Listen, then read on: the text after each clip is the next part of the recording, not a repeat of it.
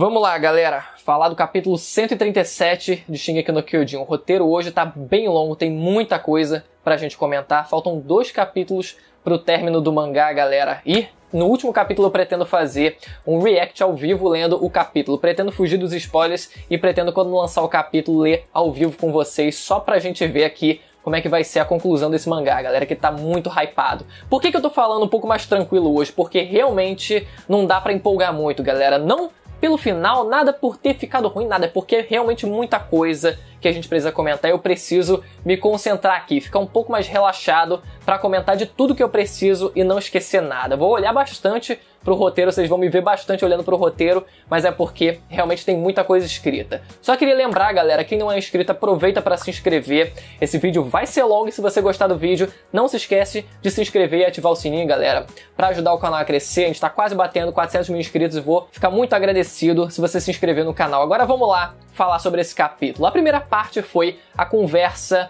do Armin com o Zeke nos caminhos. A gente vê o Zeke ele construindo aquele castelinho de areia, né? E eu me pergunto até se ele construindo aquele castelinho de areia nos caminhos, se um castelo surgiu no mundo físico real, né? Provavelmente não, mas simboliza muito novamente, né? O fato do Zeke ele não ter tido uma infância muito fácil, né? Ele não ter tido muitas oportunidades na vida para ele ser uma criança normal, que pudesse brincar por aí, né? Por isso que ele na vida adulta, ele gostava muito, por exemplo, de brincar enquanto ele guerreava também, né? Ele atirava as pedras como se fosse um jogo de beisebol, né? Isso ficou claro em algumas das lutas, né? Em Shingeki no Kyojin, algumas das falas do próprio personagem, a gente vê ele nesse momento, por exemplo, construindo um castelinho de areia, né? Então a gente tem essa cena e a narração dele primeiro sobre a criatura que deu origem ao poder dos titãs, né? Mais uma vez, quando essa criatura apareceu, né, da primeira vez no mangá, eu comparei ela com uma criatura que existiu, não existe mais, existiu no mundo real, que foi uma criatura chamada Alucigênia ou Alucigenia, dependendo da pronúncia, né? Foi uma criatura que existiu na vida real, né? Uma criatura que tem uma aparência muito parecida com essa que a gente vê em Shingeki no Kyojin e muito provavelmente foi inspiração para essa criatura, mas a referência provavelmente só para por aí mesmo, né? No máximo que a gente dá para comparar é o fato dessa criatura na vida real ela ser uma parasita de criaturas maiores e nesse caso, em Shingeki no Kyojin, ela também é uma parasita de provavelmente seres humanos, né? Só que a gente tem essa página inicial nesse capítulo que aparentemente dá uma justificativa biológica mesmo, né? Quando a gente viu da primeira vez, ficou meio confuso se era uma criatura mágica que veio do espaço, alguma coisa muito sinistra, mas não. Parece que realmente era simplesmente uma criatura que existia nesse mundo físico mesmo, né? Uma forma de vida que foi criada naturalmente nesse mundo. Só que o fato de ser algo criado biologicamente da própria natureza abre alguns questionamentos que realmente ficam em aberto, né? Primeiro, uma coisa é a gente ter uma criatura biológica que dá, assim, né, por conta dela se hospedar, enfim, nos seres humanos, aumentar o tamanho da pessoa e dar um poder muito sinistro para ela. Tudo bem, nesse ponto a suspensão de descrença funciona, mas até aí, porque uma coisa é isso e outra é criar um mundo metafísico, permitindo viagem no tempo e os carai muito louco, sabe? É um salto um pouco lógico, né? Além disso, dá pra gente questionar também se esse ser parasita, ele nunca parasitou outras pessoas antes. Daria pra gente argumentar que é um espécime muito raro, que talvez ele tivesse ali numa ocasião muito difícil de ser acessada, não naquela circunstância, mas, por exemplo, era um animal que vivia no subterrâneo, lá nas profundezas do oceano e de repente estava ali, era um animal muito raro, algo do tipo, né? E, por exemplo, outro questionamento, né? Não existem outros animais dessa mesma espécie, né? Ou se essa criatura, por exemplo, não poderia parasitar outros animais, se não parasitou outros humanos, né, por conta talvez das circunstâncias, 2000 anos atrás, tinham poucos seres humanos na Terra, etc., não poderia ter parasitado algum animal, talvez só pudesse parasitar seres humanos, ok, mas ainda ficam vários desses questionamentos em aberto. E um último questionamento, né? Se a gente tem uma criatura no mundo físico, humano mesmo, que tem essa possibilidade, que tem esse poder de criar um mundo metafísico, não seria possível da gente imaginar outras criaturas do mundo que também poderiam fazer coisas milaborantes como essa, né? Coisas de viagem no tempo, etc. Ou só esse espécime em específico que consegue criar um mundo metafísico. Enfim, como eu falei, é algo que qualquer origem que fosse dada seria só uma desculpa pra gente ter essa existência dos titãs, mas que não tem como, não tem como fugir desses questionamentos. Mas seguindo adiante, a gente tem o Zeke ele refletindo sobre o propósito da vida. O propósito da vida sendo se multiplicar e como a origem da vida surgiu dessa forma e as diferentes formas de vida elas se multiplicaram com a intenção de sobreviverem, etc. É gasto muitos balões de diálogo com o Zeke falando disso. Um questionamento que ele faz em relação ao próprio sentido da vida mesmo, né, que ele faz pro Armin é dizendo: por que exatamente continuar vivo se daqui a pouco você vai acabar morrendo, né? Aquele clássico niilismo ali que ele tá aplicando na conversa e em contrapartida o Armin ele realmente dá motivos para viver, né? Tem esse jogo interessante, querendo ou não, né, do Zeke ele dizendo tudo isso, né, de não ter realmente motivos para continuar vivo e a liberdade dele só acabar sendo conquistada depois da própria morte dele, enquanto o Armin ele pensa diferente, né? Ele pensa que a gente precisa continuar vivo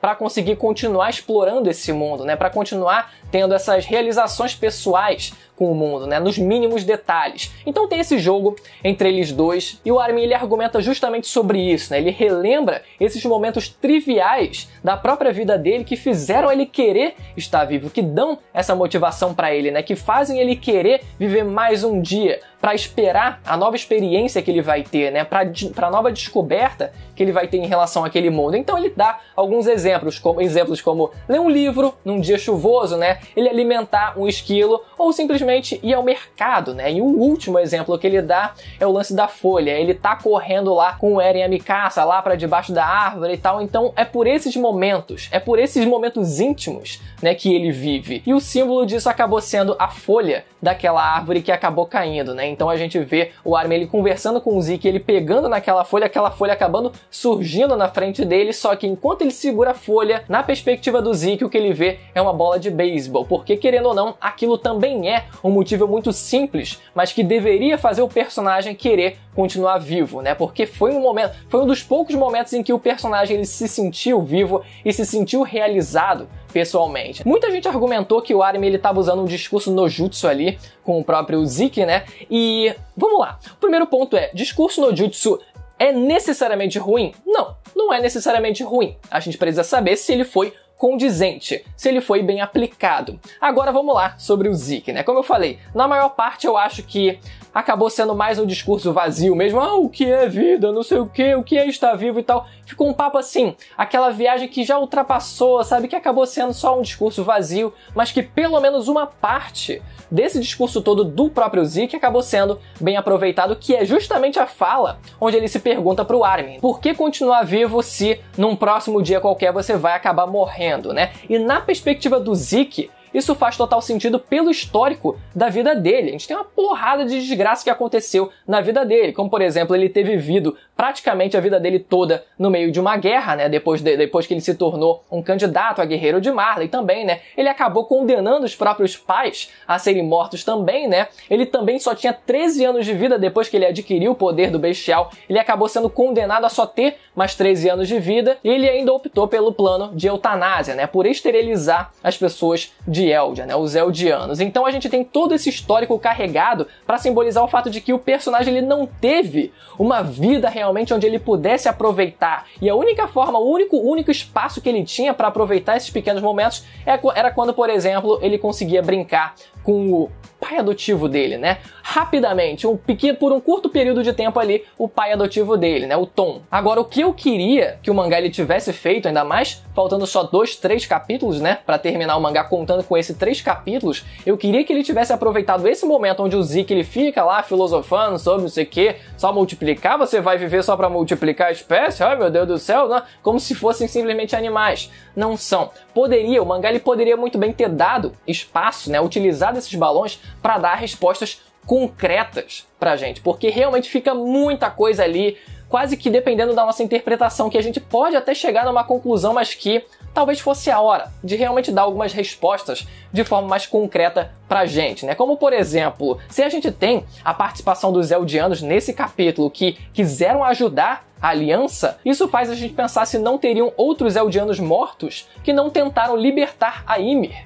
nos caminhos, né? Poderia ser uma possibilidade também. Claro que, no caso desses em específico, estão ajudando a aliança, então não iriam, né, tentar libertar a Ymir, preferiam que mantivesse a coisa como ela tá, provavelmente, né? Mas ainda assim, o que não falta no mundo, e principalmente nos caminhos, é Eldiano morto, então cadê? Eles não têm uma participação? Se eles tiveram alguma iniciativa de querer ajudar a aliança, eles não poderiam ter feito alguma coisa a mais, tentado fazer alguma coisa a mais em relação a Ymir? Talvez na prática tudo que a gente tivesse visto fossem simplesmente marionetes de titãs criadas pelo Zeke, mas fica aquela coisa também, né, questionável se era realmente ou não, né? Ficou um negócio meio que quase que depende muito ali da balança pesar para um lado ou para o outro. Mas enfim, outro questionamento que também seria válido ser respondido é quem de fato controla os titãs? Porque vamos fazer uma recapitulação aqui, né? Quando o Zeke e o Eren eles vão para os caminhos, o Zeke ele a princípio seria ele que teria o controle dos titãs. E ele justifica dizendo, né, porque ele não estava preso, ele entrou nos caminhos não estando preso pelo voto de renúncia à guerra,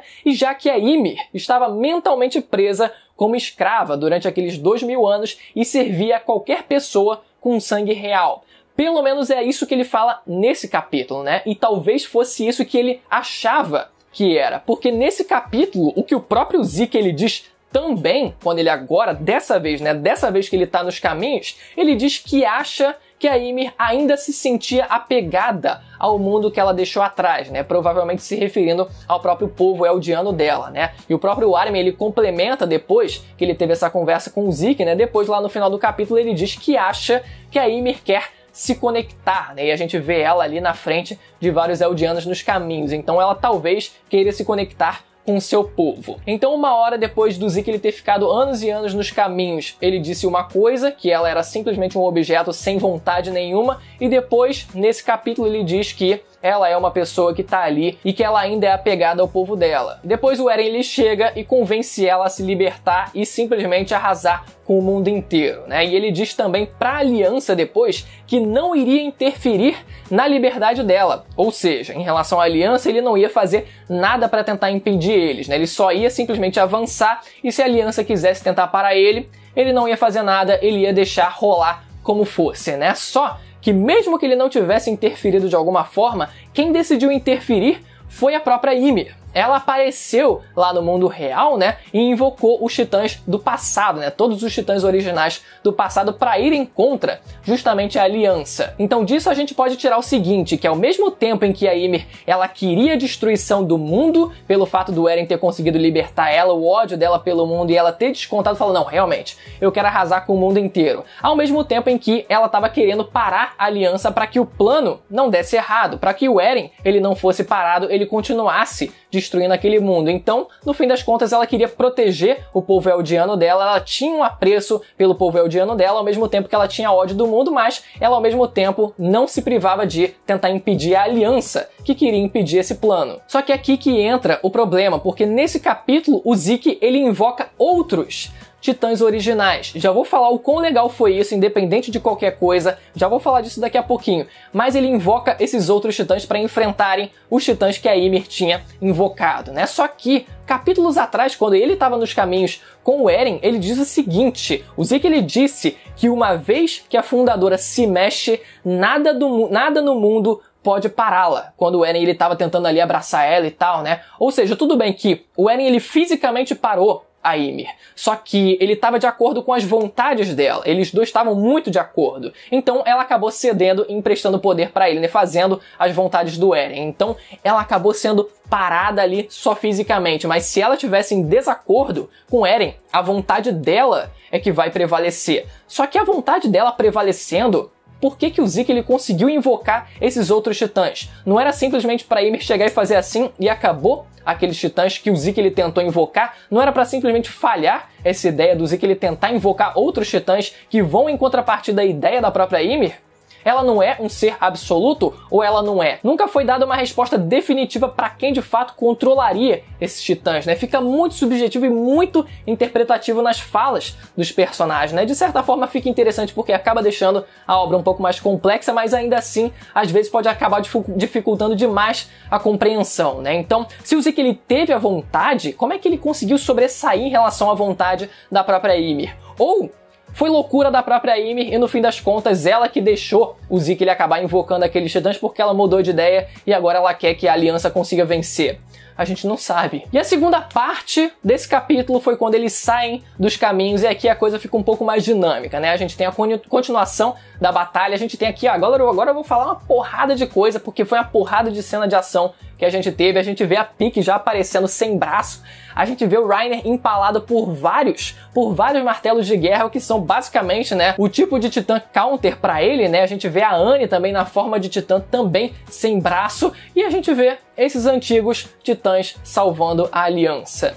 Independente de todo o questionamento que eu fiz até agora, eu consegui sentir muito daquela cena. Eu realmente fiquei emocionado com a cena. Eu fiquei, caraca, mano, olha só eles aparecendo e tal, os caras se brigando, o Bertholdt... Primeiro, em ordem, né? O Bertholdt aparecendo, já tinha aparecido, mas ele vai e salva a aliança. A gente vê os mandíbulas, né? O porco, o Marcel e a Ymir também aparecendo. E depois, galera, a gente vê também a Gabi Sniper em cima do Falco ali pra conseguir, né? A gente vê o conjunto de ação pra conseguir derrotar aquele porco, pra conseguir tirar o Armin de lá de dentro. Então vai a Gabi, mete um Sniper direto no olho do bicho, depois chega a Mikasa e consegue abrir a boca dele, e depois o Armin ele consegue sair e ele explode a cabeça do Titã Porco, só que a perna dele acabou ficando presa, né? O Titã ele vai e finca a língua dele na perna do Armin, chega o Connie pra finalizar e consegue ali, né, cortar a língua dele pra que ele não caísse lá embaixo, e termina com a Anne salvando o querido dela da queda, né? Foi muito legal aquela ceninha. A gente vê também os antigos titãs de ataque, né? A gente vê o Grisha e o Kruger também, e o próprio Tom aparecendo. A gente não conhecia a forma do titã dele, mas ele tinha o titã bestial. Ele é o carinha que jogava beisebol, ele brincava de beisebol com o Zeke, então foi muito legal que ele tenha aparecido também, né? Ele tem aquela fisionomia de carneiro dele, não sei exatamente, não parei pra pensar por que a simbologia de um carneiro pra simbolizar o personagem, mas tudo bem. E até na despedida deles também foi uma página muito legal, visualmente ficou muito bem harmônica, né? A gente vê o Colossal do Bertholdt ali segurando os titãs e o próprio Armin em cima dele também, das mãos dele. O corpo original do Zeke, ele também volta a aparecer, ele também consegue meio que se invocar ali por vontade própria, né? Mais uma vez, cadê a Ymir pra tentar impedir isso? Não faço a menor ideia, né? Mas ele vai lá e chama a atenção do Levi, galera. Quando ele chama a atenção do Levi, o Levi vê aquilo. O bicho ficou caçando há tanto tempo o macaco que quando ele descobriu onde é que estava, quando ele conseguiu ver o macaco, ele ficou, mano, não sei o que fazer. Que nem o telemarketing, ou então, por exemplo, a vendedora de cartão de loja, tá ligado? Então eu quero comprar sim o cartão. Não sei o que fazer, nunca cheguei nesse ponto, né, galera? E o Levi, ele não quase que a reação dele, tipo, mano, ele não tava acreditando na vista dele. E ele vai lá e corta a cabeça do Zeke fora. Mas a expressão do Levi, ele parece que entendeu muito que o Zeke, ele tava lá pra morrer mesmo. Ele queria realmente ser morto, porque, como eu falei, a liberdade pra ele era depois da morte. Era viver num mundo metafísico onde ele não precisaria se preocupar com tudo isso, onde ele poderia mais uma vez brincar com o pai adotivo momentaneamente dele, o Tom. Galera, pra mim, o Levi, ele deveria ter rodado nesse capítulo mesmo, assim. O Levi, ele depois de ter concluído o arco dele finalmente, de ter matado o Zeke, era o momento dele dar tchau também pra obra. Ele continuar vivo, depois desse capítulo, pra mim, já tá começando a fazer hora extra, porque ele cumpriu o papel dele, e ele poderia muito bem ter ficado lá, de alguma forma, ele se jogando e se sacrificando pra conseguir derrotar o Zeke no momento em que a explosão fosse acontecer, né? Então, aliás, inclusive, a própria explosão podia ter matado o Zeke, né? Não? Mas enfim, o Levi é que tinha que ter aquele papel, obviamente, né? Mas ele poderia ter ficado lá. Ele fala, mano, não vai ter como eu sair daqui, vai, explode essa porra mesmo, porque eu já matei o Zeke, esse é o momento. Então, pra mim, ele poderia ter rodado ali no meio da explosão, ou sequer, ou até mesmo, se os titãs que tivessem ajudado a aliança não tivessem aparecido, ele poderia ter ficado lá, meu amigo, pro último ato dele, ele ter tentado ali matar o máximo de titãs possíveis ali e conseguindo chegar até o Zeke depois, meu amigo, simplesmente sendo destroçado pelos titãs que estavam lá. Depois que o Zeke ele é morto, chega a vez do titã do Eren. O Jean, ele consegue chegar até a nuca do Eren e, cara, a expressão dele quando ele tava prestes a fazer aquilo é realmente triste, galera. É muito triste. Ele que foi sempre o cara que martelou na ideia de não matar humanos, ele queria evitar isso ao máximo. A gente tá vendo isso agora acontecendo no anime, né, depois do time skip também. Então, ele ser o cara que ativou ali a bomba, que detonou a bomba, cara, ficou muito marcante. Aquela cena foi bem impactante mesmo e acabou rodando. A nuca dele acabou sendo separada do corpo, né? A cabeça dele caiu e o que a gente tem em seguida é a Lucigenia aparecendo. Aquela criatura a Lucy Genie aparecendo, né, tentando religar, eles já estavam prevendo que isso fosse acontecer, e o Reiner ficando pra separar aquilo da cabeça do Eren. Galera, ele ter ficado lá, cara, se ele morrer vai ser o final do arco dele perfeito. O Levi era pra ter ficado, o Reiner, se ficar vivo, assim, existe ainda a possibilidade dele ficar vivo, porque a Pieck, momentos antes, ela diz, né, que a armadura blindagem do Reiner seria capaz, realmente consegue tancar a explosão do Colossal. Só que ao mesmo tempo poderiam ter colocado aquela dúvida que o fato da armadura dele estar completamente ali meio que esmigalhada, ele não tá completamente blindado, talvez fosse um dificultador, né? Mas pelo menos eles ainda disseram que, cara, ele tá realmente preparado pro que vier. Ele realmente tá preparado pra morrer nesse momento. E, cara, o momento da vida do Reiner que ele queria, que era conseguir ter um grande feito heróico, conseguir salvar o mundo, ele realmente tá conseguindo fazer isso, pelo menos em tese, né? E eu espero muito que esse seja o fim do personagem. Só vai ser muito irônico quando ele acordar nos caminhos e pensar: caralho, mas tem vida após a morte? Mas não é possível, eu não consigo morrer de jeito nenhum. E o próprio Armin também, quando ele explode, galera, ele falando adeus, Eren, bum, cara do céu, meu Deus do céu, que página final. A gente vê também o Falco ali voando, galera. Vocês reparem que dentro ali da carapaça do rosto do Falco, parecia aquele meme do Chad Falco. E o estrondo parou. Galera, o estrondo parou, na verdade, já quando o Zeke ele foi morto, mas os titãs colossais, eles pararam. O negócio é o seguinte: muita gente falou que a vitória foi muito fácil pra Aliança, né? Claro que nos capítulos atrás, a galera suou pra cacete, sabe? Pra conseguir chegar e, gente, cara, foi um terror tudo que aconteceu. Só que o questionamento acho que foi mais do pessoal, primeiro, em relação aos personagens que ficaram vivos, tipo, pra que manter o Cone vivo? Pra que manter, sei lá, talvez o próprio Jean vivo? Pra que manter o Levi vivo? Esse é um questionamento bom, né? Mas principalmente também, além desse ponto, talvez realmente o capítulo ele tenha dado a impressão de que com o Zeke ele se sacrificando, ele se deixando ser morto, e o Eren não fazendo nada, ele nem falando nada, simplesmente lá, pô, a cabeça dele, como se fosse simplesmente um robô. A gente tem que lembrar que o plano do Eren deu certo. Isso que a gente tem que lembrar. O próprio Grisha falou pro Zeke que o plano do Zeke não ia dar certo, que ele viu o que ia acontecer, ele sabia o que ia acontecer e que o plano do Eren seria colocado em prática. Talvez a gente consiga fazer um malabarismo semântico para dizer que, na verdade, ele viu o plano dando certo, mas não ele por completo. Vendo assim, por exemplo, o que a gente está vendo agora. Os titãs colossais invadindo vários países, mas não definitivamente arrasando e destruindo o mundo inteiro. Talvez sobrando uma parte do planeta. Dá pra gente fazer esse malabarismo, mas eu não quero acreditar nisso. Eu quero que realmente o Eren ele consiga, na verdade, colocar o plano dele em prática, porque é a primeira interpretação possível a partir dessa fala, né? E a gente tem argumentos possíveis para que isso aconteça. Porque lembrando, galera, o Bestial ele foi morto agora. E a gente tem o bebê da história prestes a nascer. Se a gente tem o bebê da história prestes a nascer, a gente tem que lembrar do fato de que quando um titã original morre, ele nasce em alguma criança eldiana aleatória. Só que o único que tá pra nascer é o filho da história. Não vai ser uma coincidência tão grande assim, afinal a gente tem zilhões de eldianos, porque a gente tem esse bebê prestes a nascer. Então talvez, por uma leve coincidência talvez, caia nas mãos desse filho dela, né? E se o Eren, ele ainda estiver vivo, e por quê? Como é que ele poderia estar vivo, Bruno? Como assim ele não foi explodido? O titã dele não foi explodido? E se, que é o que muita gente tem cogitado também, ele estiver usando o poder do martelo de guerra e estiver usando aquele esqueleto todo aquele titã como simplesmente uma marionete. E por esse motivo, a gente não tenha tido o Titã realmente agindo de uma forma diferente, além do que fosse simplesmente um robô. Então ainda existe essa possibilidade do Eren ainda tá lá, ó, dentro das muralhas, simplesmente controlando via cabo USB e o Titã da forma final dele, e ele consiga ainda reativar o estrondo. É essa possibilidade que eu acho que pode ser que aconteça, mas vamos esperar capítulo que vem pra gente ter a confirmação disso tudo. Galera, esse foi o capítulo 137 de Shingeki no Kyojin. Eu espero que vocês tenham gostado do vídeo. Quem ficou até o final, gostou do vídeo, se inscreve no canal e ativa o sininho para receber as notificações dos próximos vídeos que saírem, tanto do mangá quanto do anime de Shingeki no Kyojin, que tem saído toda semana aqui, beleza, galera? Deu trabalho, mas concluímos o vídeo por aqui. Deixem suas opiniões aí nos comentários, porque a discussão não parou. Beleza, galera? Até a próxima, tchau!